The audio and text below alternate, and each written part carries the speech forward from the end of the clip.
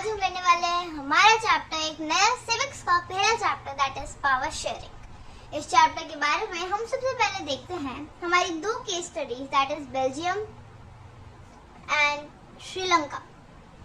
ये दो case studies हमें देखनी है इस चैप्टर में, तो इन्हीं से शुरुआत करते हैं। तो पहले हम देखते हैं इनकी कॉम्पोजिशन के बारे में। एथनिक कॉम्पोजिशन, उसका मतलब होता है कि कितने लोग इसमें रहते हैं, क्या क्या काम, उनकी डिवीजन बेसिकली इन दोनों की हम देखते हैं। तो पहले हम शुरू करते हैं हमारी श्रीलंका से शुरू करते हैं। तो I just make a column, तो इधर हम बेल्जियम दिखा देंगे, तो हम श्रीलंका दिखा देंगे। तो श्रीलंका से शुरू करते हैं। श्रीलंका में हमारे पास है कि उसमें एक डाइवर्स पॉपुलेशन है, जिसमें जो मेजर सोशल ग्रुप्स है वो क्या है, सिन्हाला स्पीकर्स हैं। जो सिन्हाला लैंग्वेज बोलते हैं, दो आर द सिन्हाला स्पीकर्स जो श्रीलंका में मेजर पॉपुलेशन में है। बाकी है इसमें तमिल्स है, जिसमें इंडियन तमिल्स है और श्रीलंकन तमिल्स है। ये दो तमिल्स है इसमें श्रीलंका में, जिसमें इसकी पॉपुलेशन है। तो इसके बारे में हम देखते हैं कि जो ये सिन्हाला स्पीकर ये 74% है, एंड जो ये तमिल्स है ये हमारे पास हुआ है 18% में है, राइट।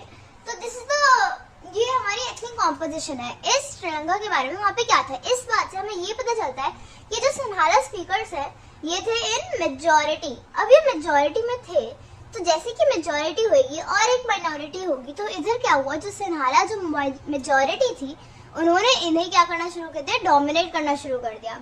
इन्हें उन्होंने बहुत सारे लॉस लगाने शुरू कर दिए इन पे, और अपनी डोमिनेंस दिखाना इन्होंने सिन्हालास ने शुरू करा था यहाँ पे श्रीलंका में। ये केस जो श्रीलंका में जो हुआ था केस, उसका एक फेमस नाम है, दैट इज कॉल्ड मेजॉरिटरिज्म।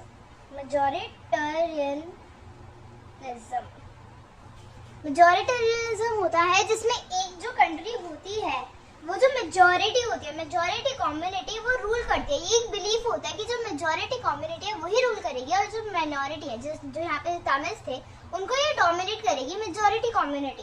तो ये होता है, यही चीज हमें श्रीलंका को में देखने को मिली थी जब सिन्हाला ने तमिल्स को डोमिनेट करना शुरू कर दिया। इन्होंने किस वे में डोमिनेट किया, लेट्स स्टडी कि मेजॉरिटरिज्म श्रीलंका में आया कैसे।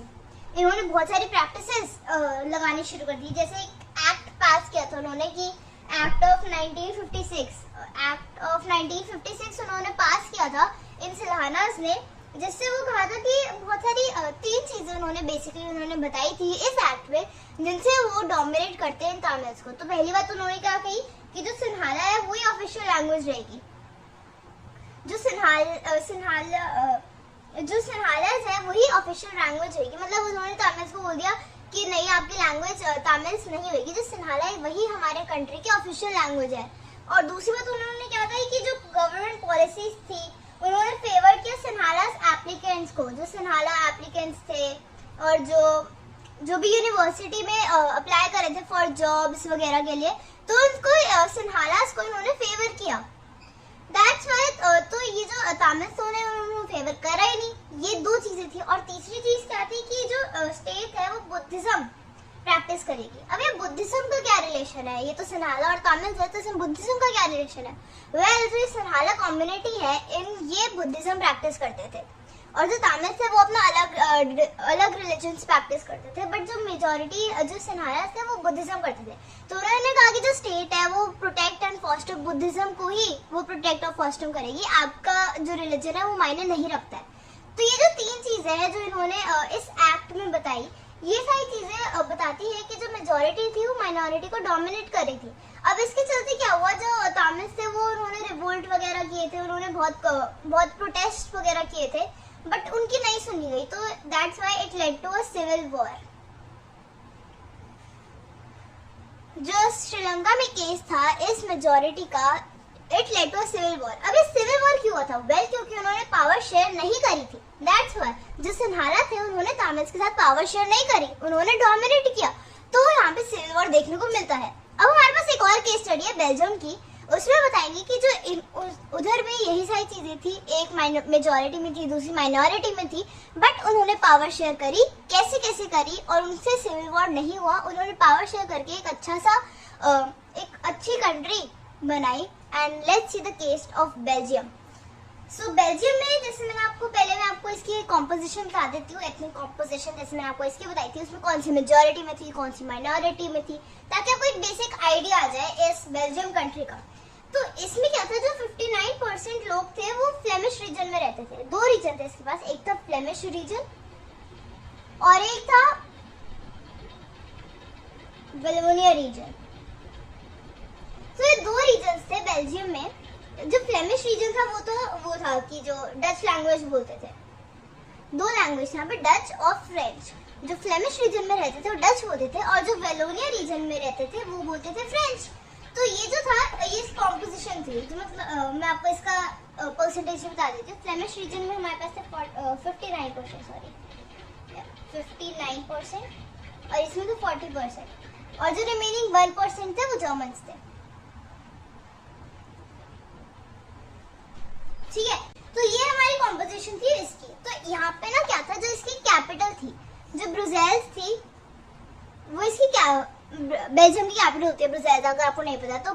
ब्रुसेल्स में क्या था, जो फ्रेंच बोलने वाले लोग थे वो मेजॉरिटी में थे। तो ब्रुसेल्स में फ्रेंच जो थे मेजॉरिटी में थे, और जो बाकी जो अदर इसकी पूरी और बाकी की कंट्री है उसमें क्या था कि जो डच थे वो ज्यादा मेजॉरिटी में थे। That's why. अब ये जो फ्रेंच कम्युनिटी थी ये रिच थी, जो ये बहुत ज्यादा रिच थी, और दैट्स व्हाई ये जो कम्युनिटी है थोड़ी डोमिनेटिंग वे में थी, थोड़ी मेजॉरिटी इनमें नहीं डोमिनेटिंग वे में थी डच से कंपैरेटिवली। तो दैट्स व्हाई ये जो कम्युनिटी थी ये इसको वो कर सकती थी कि हम मेजॉरिटी में हम हमके ऊपर रूल्स लगाएंगे, जैसे यहाँ पे मेजॉरिटलिज्म लगाया था। बट क्या हुआ था, इनके डिफरेंस होने के बावजूद भी इन्होंने एक वर्कआउट किया कि हम एक साथ रहेंगे इस कंट्री में and we'll make a workout. अब इन्होंने वर्कआउट मतलब क्या कहना चाह रहे, वेल वर्कआउट उन्होंने किया था एक अकोमोडेशन सेट करके, एक अरेंजमेंट सेट करके अपने बेल्जियम जो इनका मॉडल था, बेल्जियम मॉडल, इनमें इन्होंने थोड़े अरेंजमेंट्स की थी, मतलब थोड़े चेंजेस वगैरह किए थे। इसे 4 टाइम्स अमेंड किया गया था, 4 टाइम्स अमेंड किया गया था। इस बेल्जियम मॉडल को चेंज करे थे ताकि ये जो फ्रेंच कम्युनिटी है और जो डच कम्युनिटी है दोनों साथ में आपस में अच्छे से रह पाए।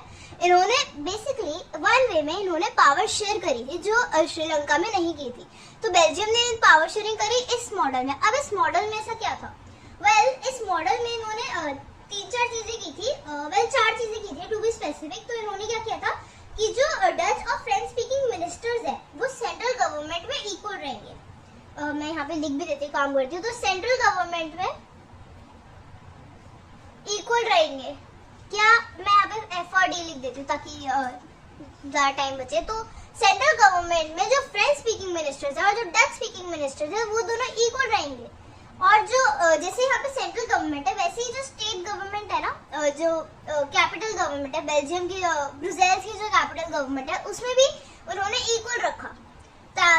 ये क्यों था, क्योंकि ऐसे सेंट्रल गवर्नमेंट में इन्होंने एक्सेप्ट किया था, वैसे ही स्टेट गवर्नमेंट में भी इन्होंने एक्सेप्ट किया, ठीक है हम इक्वल रखेंगे, हम मेजॉरिटी में है बट फिर भी the ministers will be equal. That's what they did to make it power sharing. तीसरे इन्होंने किया था कि जो एक नई गवर्नमेंट बनाई थी जिसका नाम था कम्युनिटी गवर्नमेंट। अब एक कम्युनिटी गवर्नमेंट क्या है, वेल इन्होंने एक ऐसी गवर्नमेंट बनाई थी कम्युनिटी गवर्नमेंट जो जिसके पास पावर थी regarding the cultural, educational and language related issues, that is cultural, educational and language related issues। ये सारे जो इश्यूज थे इनके बारे में कम्युनिटी गवर्नमेंट डिसाइड करेगी। वेल इसमें भी वही सेम थे, डच और फ्रेंच स्पीकिंग जर्मन सारे एक ही कम्युनिटी के थे, लाइक जो अलग अलग कम्युनिटी की अलग अलग गवर्नमेंट थी। तो दैट्स व्हाई इन्होंने डिसाइड किया कि ये एक नई गवर्नमेंट बनाएंगे। तो जैसे मैंने आपको बताया कि ब्रुसेल्स के पास एक गवर्नमेंट थी और सेंट्रल गवर्नमेंट के पास भी एक अलग गवर्नमेंट थी। इन्होंने लास्ट चीज एक और चौथी चीज की थी कि जो कुछ पावर जो सेंट्रल गवर्नमेंट के पास है, सेंट्रल गवर्नमेंट पावर्स इन्होंने स्टेट गवर्नमेंट को दे दी थी और कम्युनिटी गवर्नमेंट को।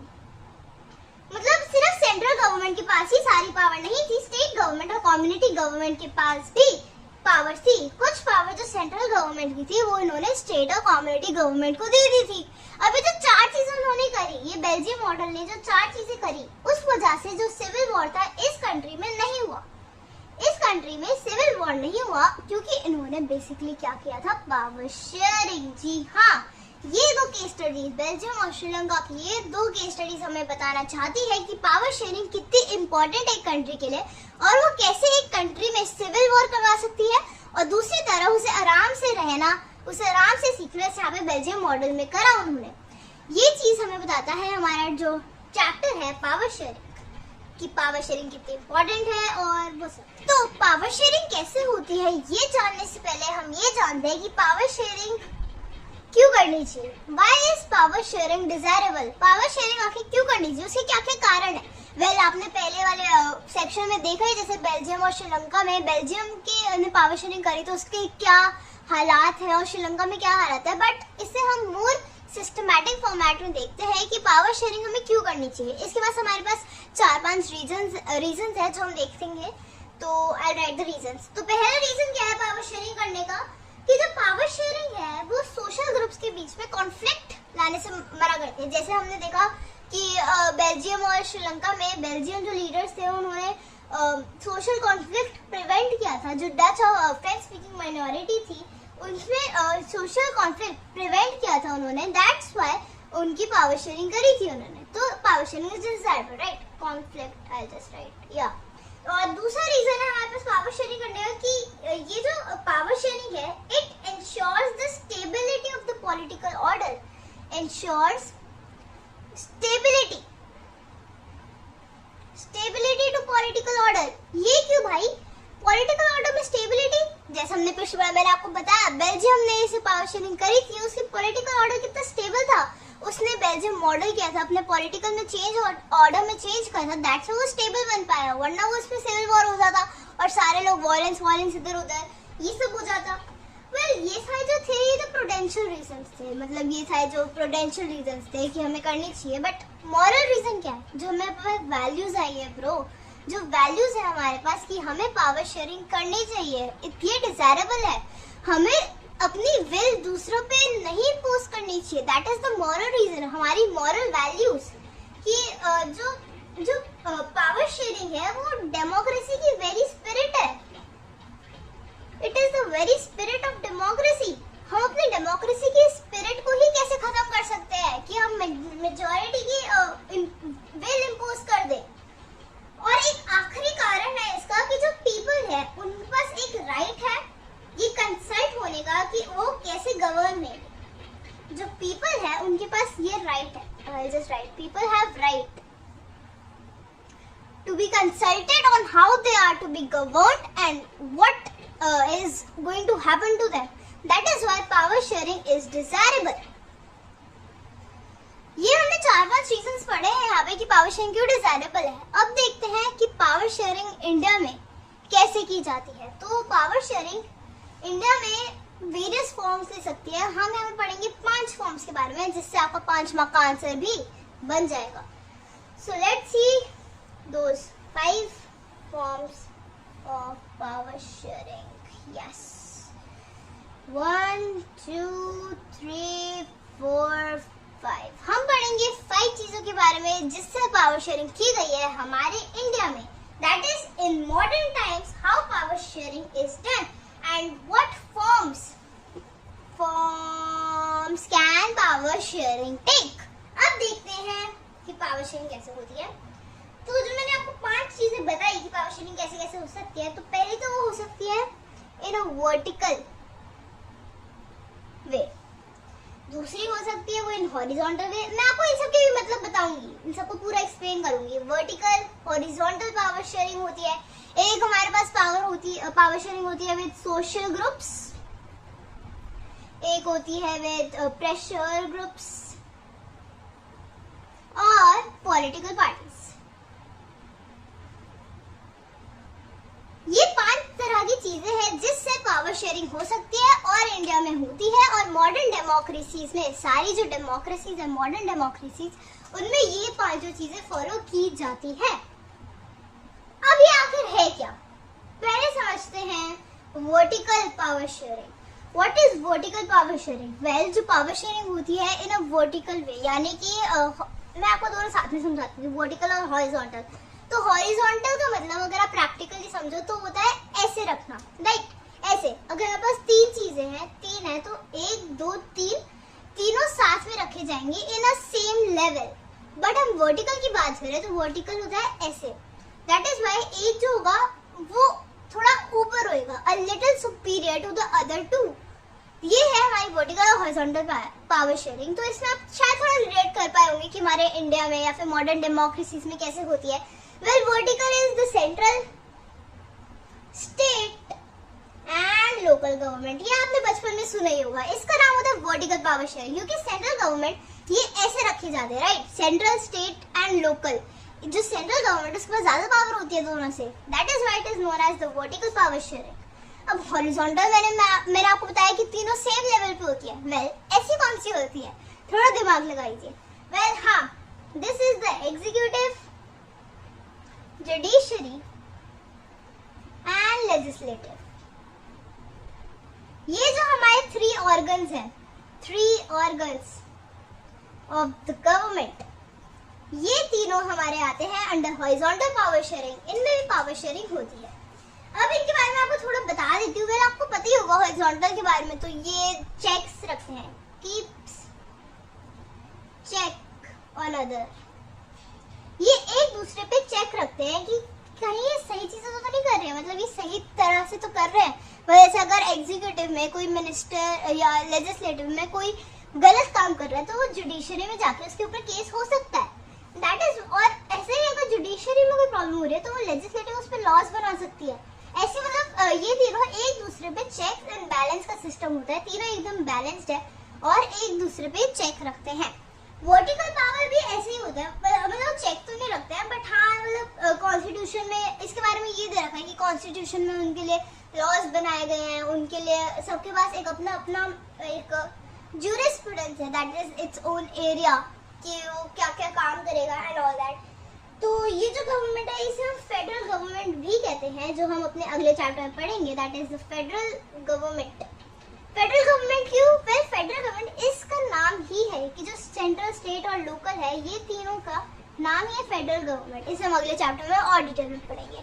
तो वर्टिकल और हॉरिजॉन्टल पावर शेयरिंग हो गई है, मैंने आपको इस बारे में बता दिया। अब देखते हैं अपनी सोशल ग्रुप्स। सोशल ग्रुप्स में कैसे पावर शेयरिंग की जाती है। वेल, आपने वो नाम तो सुने होंगे कुछ सोशल ग्रुप्स, दैट इज एससीज, STs, schedule caste, schedule tribes, OBCs, the backward classes, women's are also a social group, I would say. तो ये जो सारे सोशल ग्रुप्स हैं इनमें पावर शेयरिंग की जाती है। जैसे वुमेन्स को उधर हमारे पॉलिटिकल ऑर्डर में 1/3 ऑफ द सीट्स रिजर्व की गई है वुमेन्स के लिए। और जो ये है एससीज, एसटीज, ओबीसीज, इन बैकवर्ड क्लासेस के लिए भी हमारे कॉन्स्टिट्यूशन में प्रोविजंस है, that is called reserve constituencies. कुछ रिजर्व कॉन्स्टिट्यूएंसीज इनके लिए भी बनाई गई है। और एक और एग्जांपल सोशल ग्रुप्स का है, that is the community government, जो मैंने आपको अभी बेल्जियम में बताई, the community government in Belgium. वो भी तो एक सोशल ग्रुप्स की पावर शेयरिंग का ही एग्जांपल है। वो कम्युनिटी गवर्नमेंट के थ्रू सोशल ग्रुप्स को पावर शेयरिंग देते हैं, है एक पावर शेयरिंग। अब देखते हैं हम, हमारे 2 बचे हैं, प्रेशर ग्रुप्स और पॉलिटिकल पार्टीज। जो प्रेशर ग्रुप्स है वो कौन से ग्रुप्स है? वेल, प्रेशर ग्रुप्स वो होता है जैसे फार्मर्स, बिजनेसमैन, ट्रेडर्स, इंडस्ट्रियलिस्ट और वर्कर्स। ये सारे हमारे अंदर आते हैं प्रेशर ग्रुप्स में। अभी प्रेशर ग्रुप्स का क्या मतलब है? वेल, वो ग्रुप्स जो हमारे गवर्नमेंट के लॉज में इन्फ्लुएंस देते हैं। जैसा अभी रिसेंटली फार्मर्स का केस आया था कि उन्होंने वो हड़ताल पे चले गए थे और उन्होंने लॉ में थोड़े चेंजेस लाए थे अपने बेनिफिट के लिए कि हाँ हमें भी थोड़ी पावर चाहिए। उस वे में जो प्रेशर ग्रुप्स है वो खुद पावर लेते हैं, इन सब के पास भी थोड़ी पावर होती है। मतलब ये जो है ये इन्फ्लुएंस करते हैं कहीं ना कहीं तरह से अपने प्रेशर से, अपने मतलब ये इन्फ्लुएंस करते हैं हमारे ऑर्डर को, and that is why power is also shared with them. आखिरी जो है हमारा, दैट इज पॉलिटिकल पार्टीज। ये तो आपको पता ही होगा पॉलिटिकल पार्टीज में पावर शेयर कैसे होती है। Well, of course there is only one, come on, yes you are right, that is the coalition government. Coalition government आपने बचपन में भी सुना है। कोएलिशन गवर्नमेंट है क्या? वेल, कोएलिशन गवर्नमेंट होती है जब दो लोगों मिलके, 2 पार्टीज मिलके एक इलेक्शन में पार्टिसिपेट करती है और जीत बॉडीज में ऐसे पावर शेयर होती है। ये सारे डिफरेंट फॉर्म्स से पावर शेयरिंग है, कैसे पावर शेयरिंग होती है, और इसी के साथ हमारा चैप्टर खत्म होता है power sharing. I hope you like the video. Don't forget to like, share and subscribe. हमने ये चैप्टर 20 मिनट के अंदर खत्म कर दिया है।